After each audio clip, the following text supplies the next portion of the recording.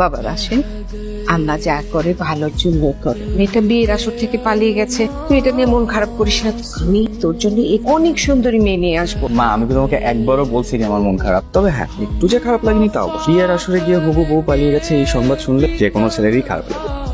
আপনি আমার অফিসে? আপনি আমার চেম্বারে যেতে পারবেন, আমি আপনার অফিসে আসতে পারবো না? না মানে, আচ্ছা কেন আসছেন বলুন। এখানেই বলবো। সবচেয়ে ভালো হয় যদি একটা রেস্টুরেন্টে বসে কথা বলি। তাহলে বলেন, কি বলবেন? যেটা বলতে চাচ্ছিলাম যে আমার আসলে বিয়ে শাদী করার খুব একটা ইচ্ছে ছিল। মা জোরাজুরি করে, তো একদিন হঠাৎ করে আপনার ছবি দেখে বললো দেখ কেমন লাগে, আপনি তো এমনিই দেখতে খুব সুন্দর, তাই ছবি দেখে খুব ভালো লেগেছে। কিন্তু কি আর করা, হলো তো আর না, তাই আর বিয়ের কথা ভাবছি। যে আপনি বৃষ্টিতে ভিজছেন কেন? জ্বর আসবে না? সমস্যা নাই, ওষুধ খেয়ে নিবো। রিকশায় ওঠেন। ভিজা তো। ভেজা তো কি হয়েছে, আসুন।